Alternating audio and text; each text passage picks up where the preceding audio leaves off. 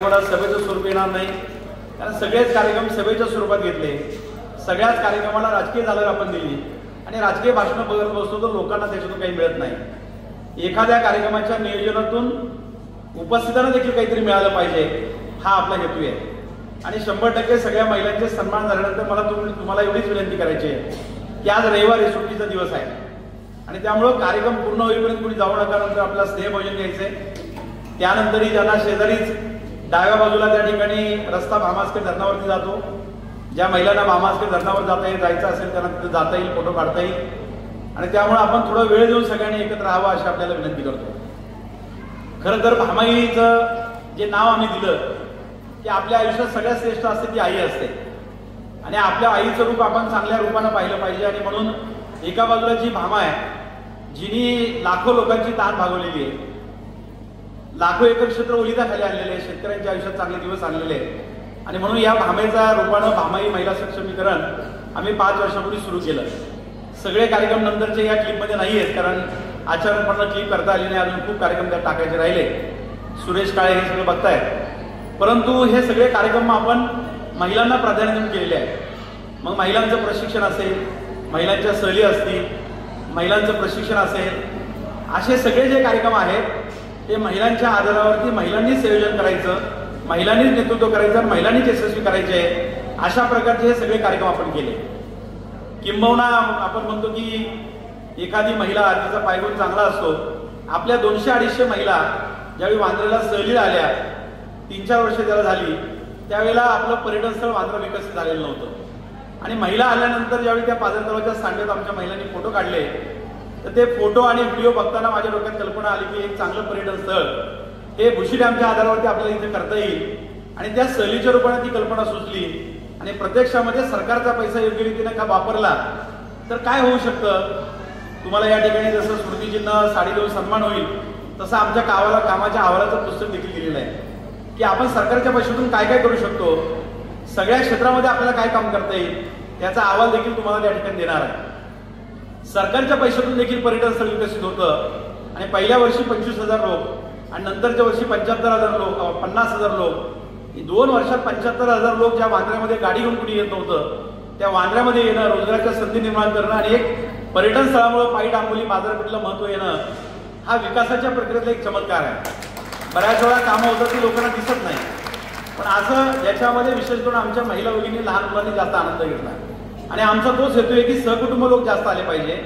ज्या महिला आमच्या चूल आणि मूल आणि शेतीवाडी नोकरी व्यवसाय करतात त्यांना देखील कमी पैशामध्ये जाऊन एका दिवसात आनंद घेऊन येता आलं पाहिजे, त्यांना देखील मोकळेपणाने त्यांना आनंद घेता आला पाहिजे, आपल्या मित्रमैत्रिणी घेऊन जाता आलं पाहिजे आणि म्हणून तो प्रकल्प आम्ही केला आणि त्याच्यामध्ये यश मिळालं. यावर्षी जवळजवळ 1 कोटी रुपयाची कामं आम्ही त्या ठिकाणी करतोय. मग चेंजिंग रूम असेल, टॉयलेट असेल, वेटिंग रूम असेल, अनेक कामं त्या ठिकाणी सुरू झालेली आहेत. पुढच्या वर्षी मोठ्या प्रमाणावरती आपल्याला त्याच्यामध्ये त्याचा आनंद घेता येईल. त्याचप्रमाणे कुंडेश्वर पर्यटन स्थळ असेल, श्री क्षेत्र भामचंद्र असेल, आता आपण वाकीचं चक्रेश्वर, गडदचं दुर्गेश्वर आणि येसुबाई मंदिर हे देखील आपण पुढच्या काही वर्षात डेव्हलप करणार आहे. मला तुम्हाला महिलांना एवढीच विनंती करायची आहे, आज तुमचा सन्मान होत असता तुमच्यातल्या अनेकांनी सरपंच म्हणून चांगलं काम केलेलं आहे. बऱ्याच वेळा महिलेला पद मिळालं, लोक म्हणतात महिला कुठं काम करू शकते का, महिलेला कुठे स्टेजवर आणायचं का, तिच्या नवऱ्याने पतीने सगळं काम केलं पाहिजे असं काही नाही. आमच्यातल्या अनेक महिला कर्तबगार आहेत, त्यांनी सरपंच म्हणून, उपसरपंच म्हणून, सदस्य म्हणून चांगलं काम केले, सोसायटीच्या चेअरमन म्हणून चांगलं काम केलेलं आहे. आमच्या महिलांनी त्या ठिकाणी आशा वर्कर म्हणून एक छोटं काम आहे, पण आमच्या आशा वर्करनी कोविडच्या काळामध्ये घरोघरी जाऊन धोका पत्करून त्या ठिकाणी रुग्णांची सेवा केलेली आहे. आमच्या अंगणवाडीच्या ताईंनी त्या ठिकाणी कुपोषित बालकं ठेवली नाही, अंगणवाडीच्या ताईंनी आमच्या त्या ठिकाणी मुलांना घडवण्याचं काम केलेलं आहे. आमच्या त्या ठिकाणी CRPने त्या ठिकाणी महिला स्वयंसहायता बचत गटाचं उत्तम नियोजन केलेलं आहे आणि म्हणून आमच्या या सत्काराच्या निमित्तानं आज आलेली जी सगळी महिला आहे ती उद्योजिका असेल, व्यावसायिक असेल, शिक्षिका असेल, नोकरदार असेल, ग्रामसेविका असेल, या सगळ्या महिलांचा सन्मान करायचा हेतू हाच आहे की ग्रामीण विकासाच्या प्रक्रियेमध्ये कोण एकटा माणूस हे करू शकत नाही. सर्वांगीण प्रगतीसाठी जिव्हाळ्याच्या सर्व शक्ती एकवटण्याची आवश्यकता असते. हे वाक्य स्वर्गीय यशवंतराव चव्हाण साहेबांचं आहे, जे महाराष्ट्राच्या पंचायत राज्याचे प्रणेते आहेत. दगडेदेव त्यांच्या विचारावर त्यांनी काम केलेलं आहे. या यशवंतराव चव्हाणांनी जे वाक्य वापरलं ते अतिशय महत्वाचं आहे की जिव्हाळ्याच्या सर्व शक्ती एकत्र आल्याशिवाय गावाचा विकास होत नाही, ग्रामीण विकासाचं काम करत नाही. सरपंच एकटा, झेडपी सदस्य, आमदार, खासदार करू शकत नाही. त्याच्यात आशा वर्करचा पण रोल आहे, अंगणवाडीचा ताईचा पण आहे, शिक्षिकेचा पण आहे, शाळा व्यवस्थापन समितीच्या मेंबरचा पण आहे, सदस्य आणि उपसरपंच महिला सरपंचाचा पण आहे. सगळ्या महिलांचा याच्यामध्ये रोल आहे. या ठिकाणी अश्विनीताई रोंधळे आल्या, त्यांनी सरपंच म्हणून चांगलं काम केलं. आमची पूजा या ठिकाणी अनेक सरपंच आहेत. आता सत्काराच्या निमित्तानं आपण त्या सगळ्यांचा उल्लेख करू.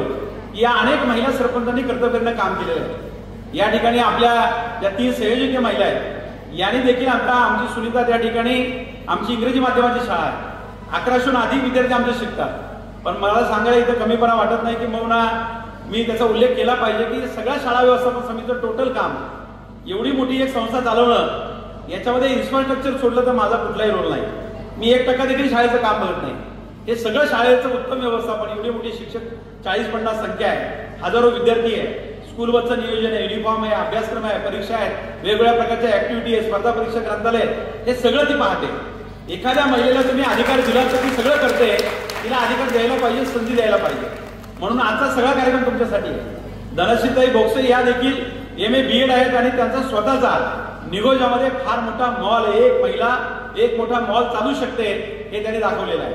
आणि म्हणून एक उद्योजिका म्हणून त्याच्यामध्ये त्यांचं फार मोठं त्या ठिकाणी यश आपण पाहिलेलं आहे. आणि हे असताना देखील आज त्या ठिकाणी महिलांसाठी ते काम करत आहेत. दत्ताभाऊ मांडेकरांनी आंबेठाणला जे स्मार्ट विलेजचं रूप दिलं त्याच्यामध्ये दत्ताभाऊंचा मोठा वाटा आहे.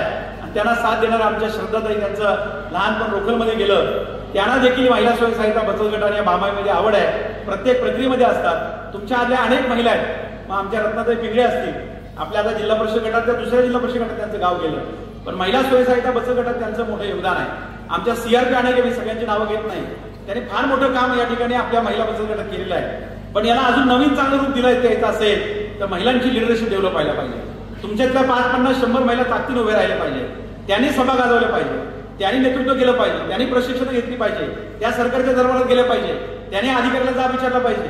4-2 महिला हे चित्र बदलू शकत नाही.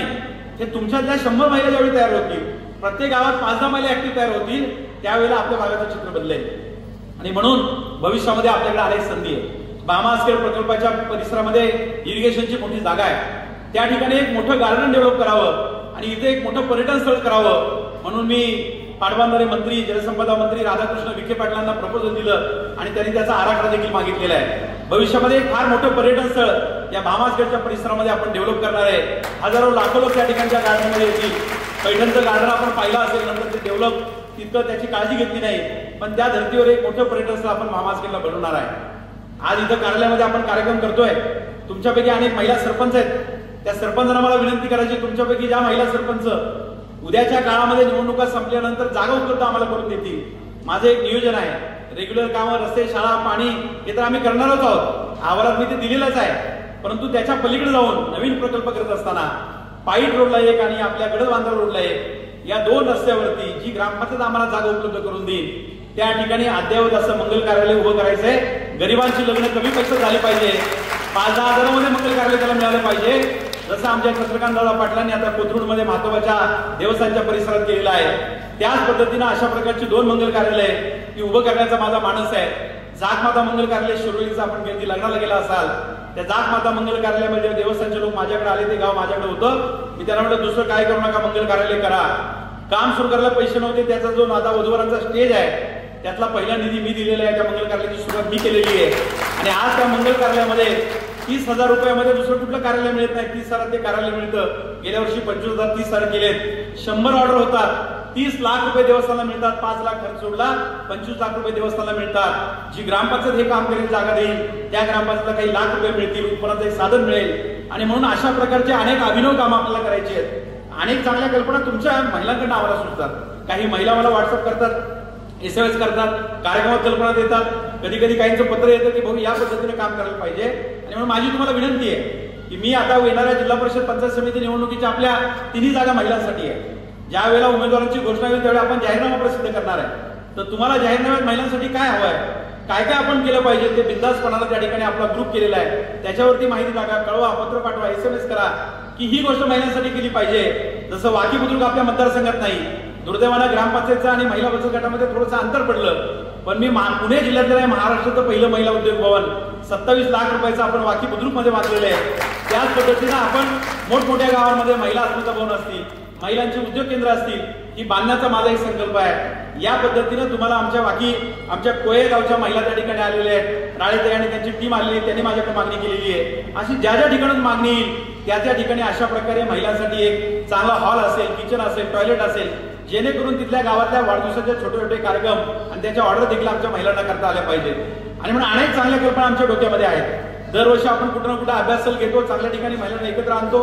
हेतू हाच आहे की आता इथं आलेल्या ज्या आपल्या 500-600 महिला आहेत याच्यातल्या अनेक महिलांची गाव सोडून मैत्रीच नव्हती. आज या अनेक महिलांची आपल्या मतदारसंघात एकमेकांची मैत्री झालेली आहे. त्या एकमेकांच्या मैत्रिणी झालेल्या आहेत. त्या एकमेकाला चांगल्या गोष्टी शेअर करतायत, माहिती देत आहेत, योजना सांगतायत. आणि शेवटी डेव्हलपमेंट काय असते तर त्या ठिकाणी महिलांना स्टेज देणं, त्यांच्यामध्ये एक मोकळं वातावरण निर्माण करणं. 100% शाश्वत विकास हा फक्त इमारती आणि रस्त्यांनी होत नाही. जोपर्यंत आपण लिंग समानता आणत नाही, स्त्री आणि पुरुष समान आहे, जोपर्यंत आम्ही मुलींच्या शिक्षणाकडे लक्ष देत नाही, जोपर्यंत आमचं दरडोई उत्पन्न वाढत नाही, जोपर्यंत आमचं आरोग्य चांगलं आम्हाला मिळत नाही, तोपर्यंत नुसत्या रस्ते, शाळा आणि इमारतीला अर्थ नसतो. आणि म्हणून आपल्याला महिला सबलीकरणाच्या माध्यमातून हेच काम करायचं आहे. त्या कामी तुम्ही सगळ्यांनी साथ सहकार्य द्यावं. हा सगळा कार्यक्रम काही वेळेत पूर्ण व्हावा आमचा प्रयत्न आहे. म्हणून कुठलंही भाषण ठेवलं नाही. माझे अनेक मान्यवर सहकारी मित्र आहेत, त्यांना मी या ठिकाणी त्यांची क्षमा मागतो की दुसरा कुठलाही सत्कार होणार नाही, दुसरी कुठलीही भाषण होणार नाही. कार्यक्रमाला फक्त योग्य दिशा द्यावी म्हणून मी हे प्रस्तावित करण्याचा प्रयत्न केलेला आहे. पुन्हा एकदा मी आपल्या सगळ्या महिला भगिनींचं अतिशय मनापासून या ठिकाणी स्वागत करतो. आणि भविष्यामध्ये भामाई महिला सक्षमीकरण 5 वर्षापूर्वी सुरू झालं आणि निवडणुकीनंतर हे थांबणार नाही. हे अतिशय वेगानं नियोजनबद्ध पद्धतीनं चालू राहील आणि तुमच्यातल्या अनेक महिलांना त्या ठिकाणी संधी मिळेल. भाषण कलेचा कार्यक्रम घेतल्यानंतर अनेक महिला सुंदर भाषण करतायत. ही संख्या आपल्याला वाढवायची आणि त्यासाठी आपण सगळेजण काम करूया.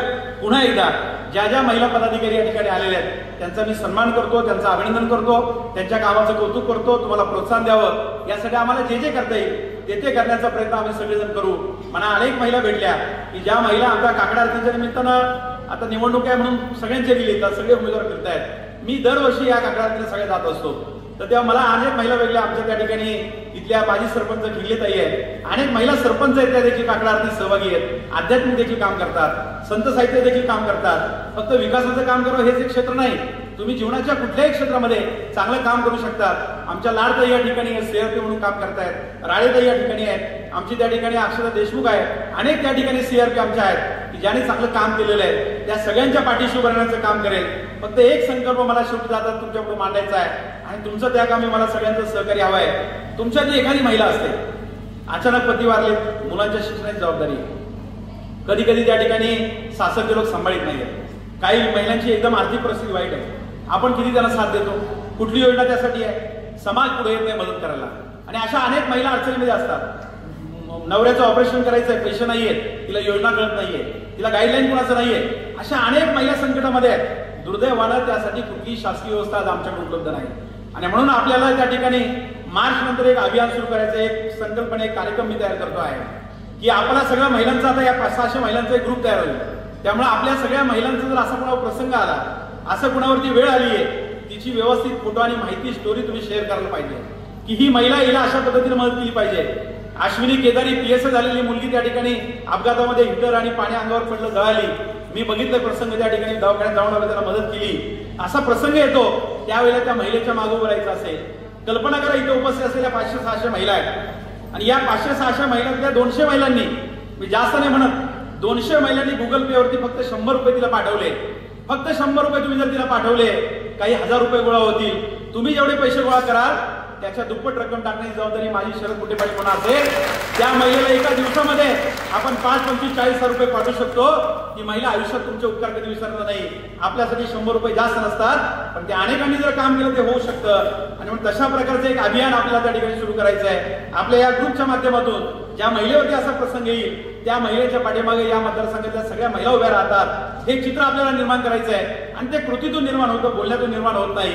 आणि ती कृती या सोशल मीडियाचा उपयोग करून आपण सगळेजण करूया. आणि म्हणून जिथं जिथं प्रसंग येईल तिथे या सगळ्या महिला धावून जातात. अशा प्रकारचं एक चित्र आपल्याला तयार करायचं आहे. आणि ते चित्र ज्यावेळी निर्माण होईल त्यावेळेला आम्ही सुरू केलेलं भामाई महिला सक्षमीकरण अभियान यशस्वी झालं असं मी समजेल. आणि त्यासाठी आपण सगळ्या महिलांना एकत्र घेऊन उद्याच्या काळामध्ये प्रशिक्षण आपण घेऊ, सहली आपण घेऊ, महिला अस्मिता मोहीम करू, महिलांसाठी वाटेल त्या योजना राबवू. शेवटी हा तुमचा अधिकार आहे, परंतु याच्या पलीकडे जाऊन आपल्याला काय करता आलं पाहिजे. एखादी मुलगी शाळेत जाऊ शकत नाही, फी भरायला पैसे नाही, एसटी पासला पैसे नाही म्हणून काही मुली शाळेत जात नाही, एसटी पासला 500 रुपये लागतात म्हणून ती शाळेत जात नाही, हे आपण थांबू शकतो. त्या मुलीला सपोर्ट आपण करू शकतो. आणि म्हणून अशा जिथं जिथं अडचणीत आमच्या मुली आहेत, महिला आहेत, विधवा परित्यक्ता महिला आहे, आमची एखादी आजी असेल, तिला आई वडील त्या ठिकाणी मुलगा सांभाळत नसेल, अशा अनेक विषय असतील, त्या विषयात आपल्याला मदत करायची, काम करायचं आहे. आणि त्यासाठी उद्याच्या काळामध्ये आपलं भावाई महिला सक्षमीकरण अभियान करेल. पुन्हा एकदा आदरणीय दगडेताई, आमच्या सगळ्या महिला पदाधिकाऱ्यांचा नामोल्लेख केला तर त्याच्यात वेळ जाईल. आणि म्हणून आपल्या सगळ्यांचं मी अंतःकरणपूर्वक स्वागत करतो, आभार मानतो आणि थांबतो. धन्यवाद.